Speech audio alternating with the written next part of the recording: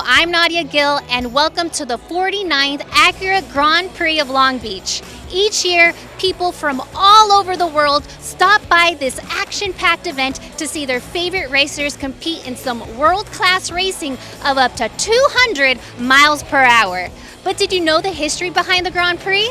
On this special edition of Sports Break, we will feature this Long Beach tradition that dates back since 1975.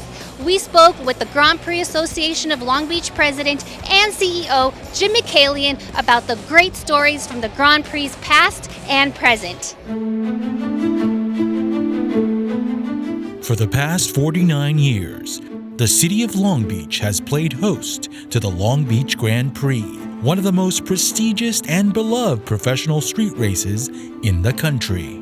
From its humble beginnings as a Formula 5000 race to its triumphant tenure as the longest-running street race in North America, the Long Beach Grand Prix has been an integral part of the city of Long Beach and its history. And in that time, one man has been there for all the ups, downs, and hairpin turns that have come to define this world-class race. Well, the concept behind racing here in Long Beach really started back in 1974 when Chris Fook had the idea of bringing a motor race to the city of Long Beach. Now, why would they want to do that? Well, the city was looking to change its image. It was basically known as a Navy town with some aircraft manufacturing in a different area. But, it was looking to establish a new reflection on what the city was all about. So Chris had the idea of coming along and putting on a motor racing event in a downtown street in an American city, something that hadn't happened since 1953 when there was a fatality up at Watkins Glen, and that caused all racing in city streets to stop. Putting on a street race then was a real challenge. It required that you come up with a safety system that could alleviate the concerns of the politicians, the insurance company, the general public, that there wouldn't be any major casualties or incidents that would cause harm to anybody. We installed it. We had, by definition, to run a Formula 5000 race as an initial effort to prove that we could run Formula One. So in September 1975, we put on a Formula 5000 race here. We had grandstands, we had hospitality suites, we had all of the things that we felt were necessary to be able to conduct an event of the magnitude and the safety that we wanted. We had over 60,000 people show up on September 28th, a beautiful day, beautiful sunshine, and what you saw was in panning with the cars down Shoreline Drive or up on Ocean Boulevard, which is where the track used to run in those days, there was a good exposure of what the city was all about. The event, fortunately, turned out to be very successful operationally. We did have a little difficulty because there were a number of people who came into the circuit who didn't exactly contribute by buying tickets because of the challenges we had of shutting down that whole area, almost a 2-mile length. But we got through the race, and that gave us the opportunity to then invite the Formula One circus to town here. They came here on March the 28th, 1976, with all the accoutrements that were involved with Formula One in those days, and we put on another event 6 months after the first one, which was a challenge in and of itself. That event also went very well. We had over 80,000 people attend that event, and most all of them paid, unlike their predecessors at the Formula 5000 race. In 1977, we put on the second race in our Formula One history. The significance of 77 is that was the turning point in the history of the Grand Prix Association of Long Beach, because that race was won by a very well-known American driver, Italian-American, named Mario Andretti. Had a great duel with Jody Scheckter and Niki Lauda, came out the winner, and the famous picture of him going down Ocean Boulevard and Colin Chapman throwing his cap, as he's wont to do, as he crossed the finish line, really cemented the impression and the future capability of the Grand Prix from that point on.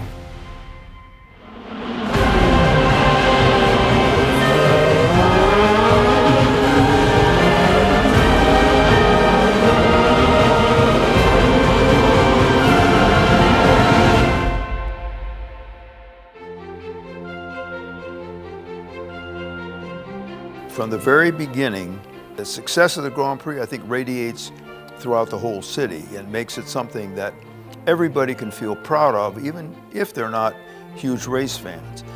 I think it's really important to recognize the fact that city street racing is not like any other race. The idea of a city race was always to bring people to the downtown area, to the venue itself.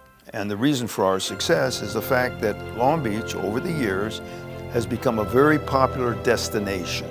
And we have been very privileged to work closely with Long Beach, the city of Long Beach, the staff, all the department heads, with a singular goal and objective. We want to make Long Beach look really well to all those who either attend the event or watch it on television, because it reflects the vibrancy and the growth and the potential of this city.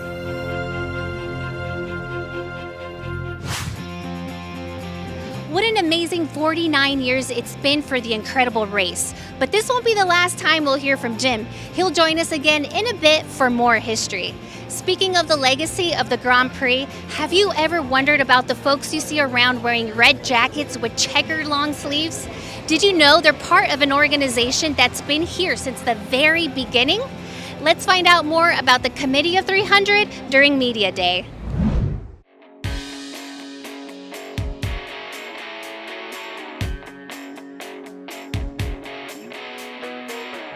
Welcome to the 2024 Media Day for the 49th Acura Grand Prix of Long Beach. A week before the event starts, the media is invited to get a sneak peek of all the activities that are about to happen all weekend long.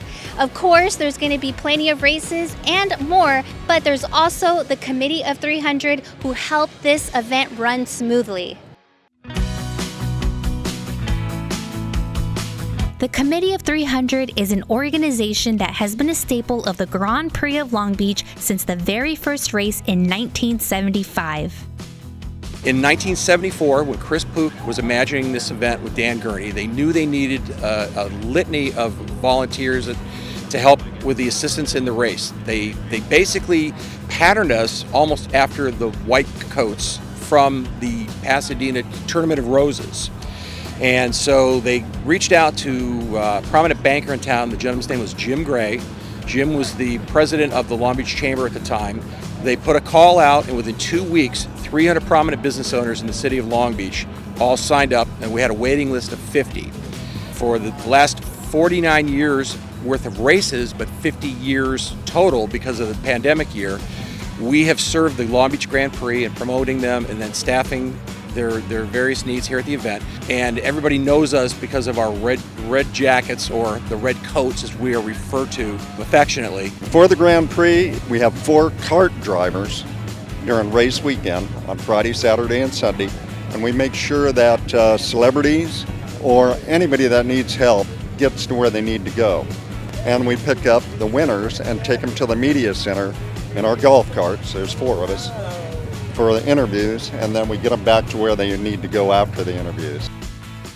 All our members work the grandstands, and that was the #1 function way back, and it still is. We make sure we check tickets, we make sure they get their proper seat, and greet them and help any way we can. And then we also do put on a hospitality suite called the Club C300 over in the hairpin turn in between Gaucho Beach and Grandstand 24. The fun doesn't end after the races. The C300 begins promotion for next year's Grand Prix at various events. They also participate in non-race related community service activities. We also do charitable good works throughout the Long Beach community and surrounding communities. Could be things like the Ronald McDonald House, Salvation Army, beach cleanups, you name it. We've had a myriad of different charities that we've worked with. We do shows like the Seal Beach Auto Show. We'll be helping down there. And we do the Orange Auto Show.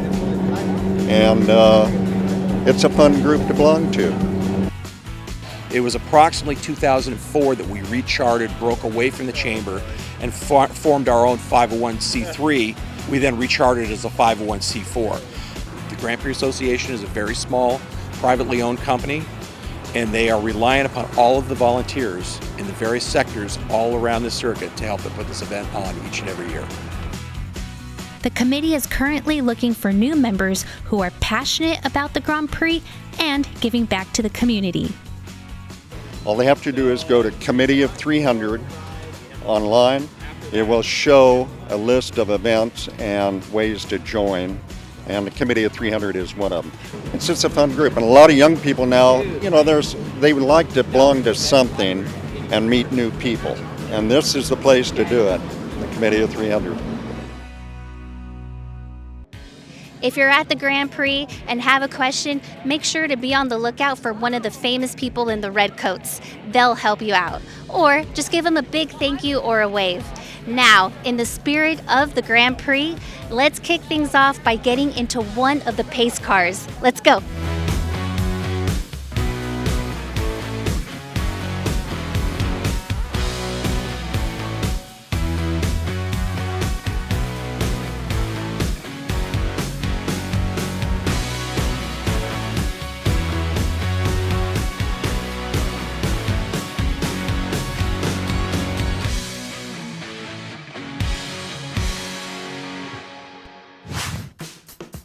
What an exhilarating experience, you guys. But to be honest, I'll leave it up to the experts next time. Since we're on the topic of the real professionals, did you know that each year the City of Long Beach and the Grand Prix Association of Long Beach inducts 2 racers into the Motorsports Walk of Fame? Right before the main event, 2 individuals are honored for their contributions to the sport of auto racing. Let's go back to Jim for an exclusive on how the Walk of Fame got started. The Walk of Fame, in our minds, is a very significant part of the Grand Prix, not only historically, but in terms of what it offers to our customers and our patrons in terms of a reflection of where we are, where we have been, and where we're going. I was looking for a place, and an idea, and a concept of how we could portray that visually to our customers and our patrons that came in subsequent years, and also to reflect for those who weren't at the race but were visiting Long Beach that this was the site of a rather famous IndyCar race over these past 49 years. So we started with the idea that we would begin to honor those who had achieved a significant aspect of their racing career at Long Beach. Mario and Emerson Fittipaldi and Al Unser Jr. and Michael Andretti. And we began on Pine Avenue on the east side with large medallions highlighting their particular achievements with Long Beach and also other areas of racing achievement. And we began a ceremony every year to highlight 2 or in some cases 3 individuals or entities that we would honor in terms of what they had been able to accomplish. So we started in 2006, have continued on all the way through with the exception of the pandemic year in 2020, and we now have 37 icons, dare I say, that are inducted into the Long Beach Motorsports Walk of Fame.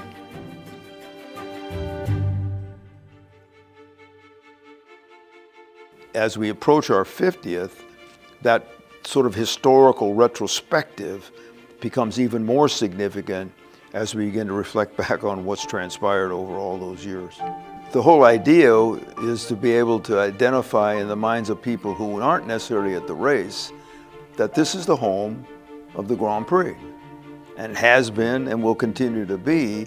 And what we've been able to do through the incorporation of the activities associated with the Motorsports Walk of Fame is reinforce the idea that this is where it takes place. These are the individuals, many of them well known even to people who aren't real race fans. These are the individuals that are responsible for much of the success that we've had over the years.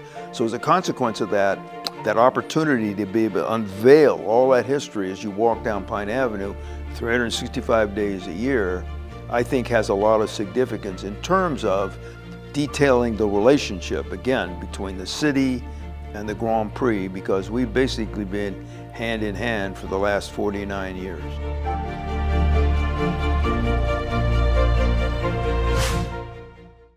Now that we've learned so much about the Grand Prix of Long Beach, let's test the fans' knowledge with a little game of Grand Prix Historical Trivia at the Race! The Grand Prix of Long Beach has come a long way since its very first race. Anyone who answers a fun historical question correctly will receive an official poster thanks to the Grand Prix Association of Long Beach. The grand prize is a larger size poster. Good luck, everyone. So tell me, what year was the first ever Grand Prix of Long Beach? Here's a hint, okay? It was 49 years ago. Is it A, 1980, B, 1975, C, 1970, or D, 1965? It's 49. 1975. Yes! That's 45. Yay! Okay, multiple choice. Look, you got a poster! Woohoo! Who was the founder of the Long Beach Grand Prix in 1975? B. B, the city of Long Beach? Yes. I'll give you a hint. It's the one after that. Okay, C. Yes, Christopher Pook! Congratulations, you just got an official poster of the Grand Prix. Woo. How many laps are currently on the Grand Prix of Long Beach track?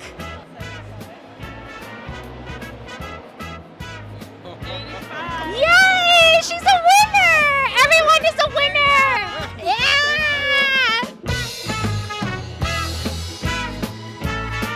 So here's the question. Who won the first series Formula 5000 event in 1975? Were you born in 1975? No. Neither was I. That was way before me. Okay, so is it A, Mario Andretti, B, Brian Redmond, C, Bill Oberlin, or D, Mike Conway? B. Yay! How'd you know that? Well, that's the right answer. Congratulations! What year was the last Formula One race held in Long Beach? Let's go with 1982. Yeah, that's right! Woo! Yeah. You guys got a poster. I think it was the magic of the hat. On which Long Beach street is the start and finish line of the Grand Prix? Short line drive. C. Yes, that's correct. Woo! You guys win a free poster. Let's see that poster. The real question is, who's gonna keep it? You want it? Or you guys can share it. Which famous driver has the most Long Beach Grand Prix wins? So between A and B, Ed, Unser or Andretti? Oh, wow. Oh, good. That's a good one. That's the answer.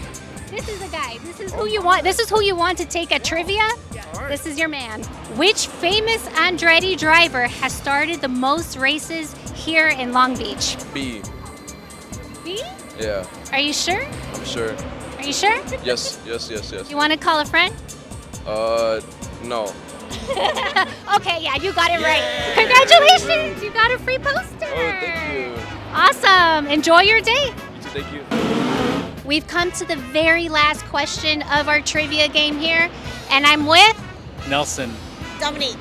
okay, this is hard, okay, because this is the grand prize. This is the big poster. For the true fans, which I hope you guys are, who are the two inductees of this year's Walk of Fame for 2024? Is it A, James Hinchcliffe and Ryan Hunter-Ray, B, Alex Zandari and Bill Oberlin, C, Willie T. Ribbs and Oral Servia, or D, Catherine Legg and Takuma Sato? Catherine Legg. D. D? Sure? Yes. I would say D. Guys, you're right. Thank you. All right. Now you guys have to fight for it. Thank you. There you have it. These are the true super fans of the Grand Prix of Long Beach. Thanks for joining us on this special edition of Grand Prix Historical Trivia at the Race!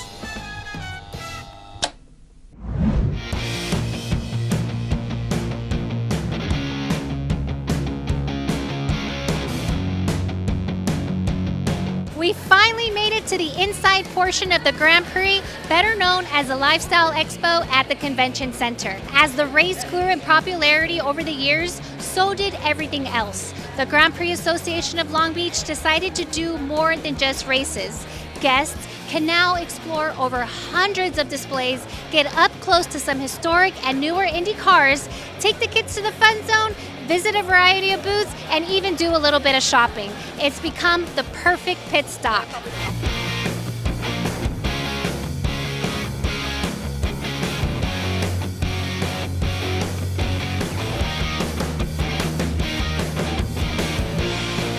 The Grand Prix has done an excellent job at keeping fans entertained off the course.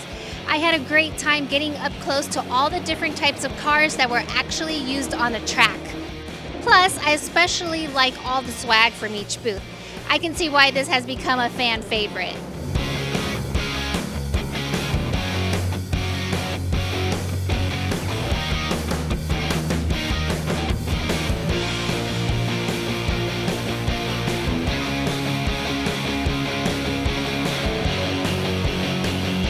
Next time you're at the Grand Prix, make sure to check out the Lifestyle Expo. It's definitely worth the trip.